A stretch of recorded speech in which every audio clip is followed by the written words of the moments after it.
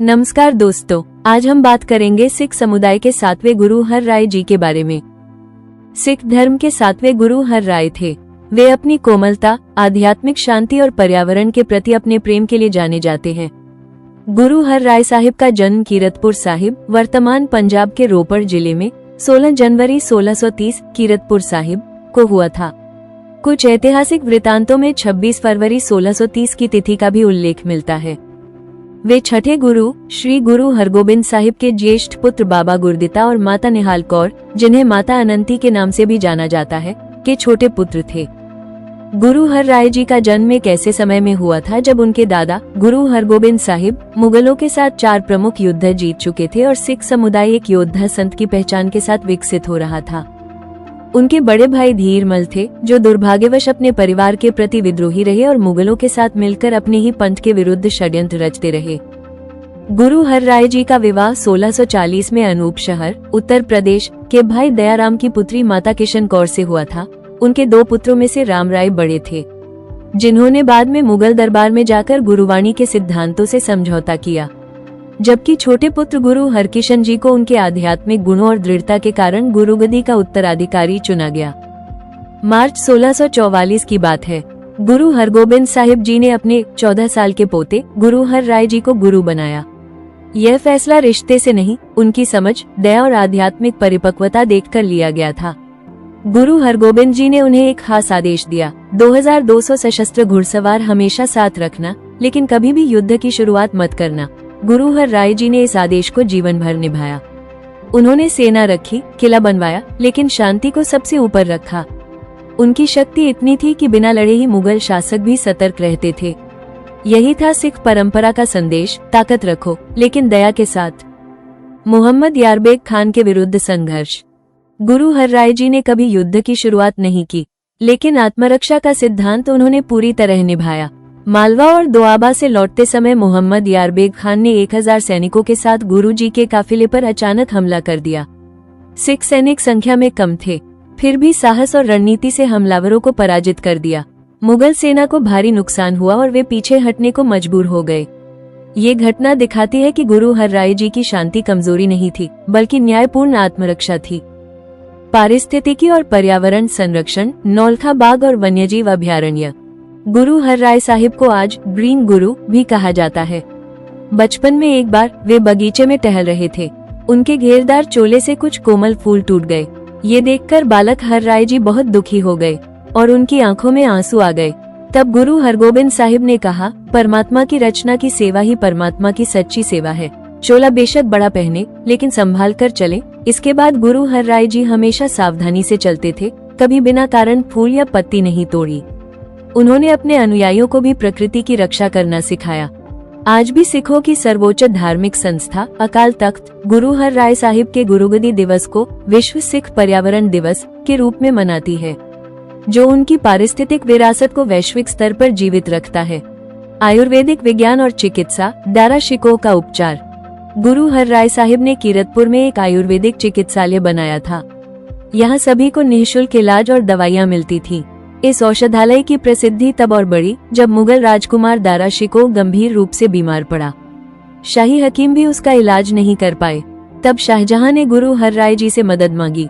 गुरु साहिब ने पुरानी शत्रुता भुलाकर दुर्लभ औषधियां भेज दी। इन दवाओं से दारा शिकोह का जीवन बच गया। जब सिखों ने पूछा कि शत्रु के पुत्र की मदद क्यों की, तो गुरुजी ने कहा, बुराई का उत्तर हमेशा भलाई से देना चाहिए। प्रशासनिक सुधार और मिशनरी नेटवर्क। सिख धर्म को मजबूत बनाने के लिए गुरु हर राय जी ने प्रशासनिक सुधार किए। उन्होंने मंजी प्रणाली को और व्यवस्थित किया। जो मसंद भ्रष्ट हो चुके थे, उन्हें हटाया गया। इसके स्थान पर बख्शिश प्रणाली शुरू की गई, जो सीधे गुरु जी के मार्गदर्शन में काम करती थी। ये मिशनरी धर्म प्रचार के साथ साथ लंगर, सामाजिक सुधार और गुरुवाणी की शुद्धता का ध्यान रखते थे। गुरु हर राय जी ने मालवा और दोआबा का दौरा कर कई परिवारों को सिख धर्म से जोड़ा। फूल और फुल्कीन रियासतें। मालवा की अपनी यात्रा के दौरान गुरु हर राय जी की भेंट काला नामक एक सिख और उसके भतीजे फूल से हुई, जो उस समय एक निर्धन और अनाथ बालक था।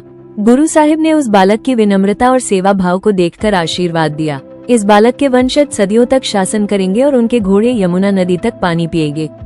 ये भविष्यवाणी सत्य हुई और फूल के वंशजों ने ही बाद में पटियाला, नाभा और जींद जैसी शक्तिशाली रियासतों की स्थापना की, जिन्हें फुल्कीन मिसल के रूप में जाना जाता है।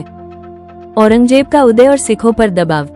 शाहजहां के शासनकाल के अंतिम वर्षों में उसके पुत्रों दारा शिकोह, औरंगजेब, शुजा और मुराद के बीच उत्तराधिकार का खूनी संघर्ष शुरू हुआ। दारा शिकोह हारकर गुरु हर राय जी के पास शरण लेने आया। गुरुजी ने मानवीय धर्म निभाते हुए उसे आश्रय और समय दिया। हालांकि बाद में दारा मारा गया, लेकिन गुरु हर राय जी द्वारा दी गई सहायता को औरंगजेब ने कभी नहीं भुलाया। सम्राट बनने के बाद औरंगजेब ने गुरु हर राय जी को दिल्ली तलब किया ताकि वे दारा की सहायता करने और आदि ग्रंथ में इस्लाम विरोधी सामग्री होने के आरोपों पर सफाई दे सके। गुरु साहिब ने स्वयं औरंगजेब के सम्मुख जाने से इनकार कर दिया, क्योंकि वे किसी ऐसे शासक को जवाबदेह नहीं होना चाहते थे जिसने छल और हत्या के माध्यम से सत्ता प्राप्त की थी। इसके स्थान पर उन्होंने अपने 13 वर्षीय ज्येष्ठ पुत्र बाबा राम राय को अपना प्रतिनिधि बनाकर दिल्ली भेजा। राम राय प्रकरण और गुरुवाणी की मौलिकता। बाबा राम राय को औरंगजेब के दरबार में गुरु हर राय जी ने प्रतिनिधि बनाकर भेजा था। दरबार में औरंगजेब ने आदि ग्रंथ की एक पंक्ति पर आपत्ति जताई। राम राय ने सम्राट को खुश करने के लिए गुरुवाणी के शब्द बदल दिए। जब ये बात गुरु हर राय जी तक पहुंची, वे बहुत आहत हुए। उन्होंने स्पष्ट कहा, जो गुरु की वाणी बदल सकता है वो गुरु गद्दी का अधिकारी नहीं। गुरु जी ने राम राय को पंथ से अलग कर दिया। ये घटना सिख इतिहास में एक बड़ा संदेश बन गई। गुरुवाणी अपरिवर्तनीय है। उत्तराधिकार का निर्णय और गुरु हरकिशन जी का अभिषेक। निराश होकर गुरु हर राय जी ने अपने छोटे पुत्र हरकिशन जी को उत्तराधिकारी चुना। उस समय गुरु हरकिशन जी सिर्फ 5 वर्ष के थे, लेकिन उनमें अद्भुत आध्यात्मिक समझ थी। अक्टूबर 1661 में गुरु हर राय जी ने 5 पैसे और नारियल अर्पित कर उन्हें 8वां गुरु घोषित किया। इसके बाद 6 अक्टूबर 1661 को गुरु हर राय जी ज्योति ज्योत समा गए। उनका अंतिम संस्कार कीरतपुर में पाटलपुरी साहिब में हुआ। कीरतपुर साहिब, जो गुरु साहिब का जन्मस्थान और निवास स्थान था, आज कई ऐतिहासिक गुरुद्वारों का घर है जो उनकी स्मृति को संजोए हुए हैं। गुरुद्वारा शीश महल, वो स्थान जहां गुरु हर राय जी और गुरु हरकिशन जी का जन्म हुआ था। गुरुद्वारा पाटलपुरी साहिब, सतलुज नदी के तट पर स्थित वो स्थान जहां 7वें गुरु का अंतिम संस्कार हुआ था। आज भी सिख अपने प्रियजनों की अस्थियां यहां विसर्जित करना पुण्य मानते हैं। गुरुद्वारा दमदमा साहिब, दीवान आम, यहाँ गुरु साहिब संगत को उपदेश देते थे और लंगर सेवा का संचालन करते थे। गुरुद्वारा कोट तख्त साहिब, वो स्थान जहाँ गुरु हर राय जी और गुरु हरकिशन जी का गुरुगद्दी अभिषेक समारोह संपन्न हुआ था। गुरु हर राय साहिब शांति और शक्ति का सुंदर संतुलन थे। उन्होंने सिखों को संगठित रखा, सेना भी रखी और करुणा भी। औषधि, सेवा और पर्यावरण संरक्षण में उनका योगदान आज भी प्रासंगिक है। सबसे बड़ी सीख ये थी, सत्य और सिद्धांतों से कभी समझौता नहीं, चाहे कीमत कितनी ही बड़ी क्यों न हो। उनकी यही दृढ़ता आगे चलकर खालसा पंथ की नींव बनी। तो दोस्तों, ये था 7वें सिख गुरु हर राय जी का अद्भुत जीवन दर्शन। आप अपनी राय हमें कमेंट सेक्शन में अवश्य बताएं और ऐसी ही शिक्षाप्रद जानकारी के लिए हमारे चैनल को सब्सक्राइब अवश्य करें। मिलते हैं जल्द ही अगली वीडियो के साथ। धन्यवाद।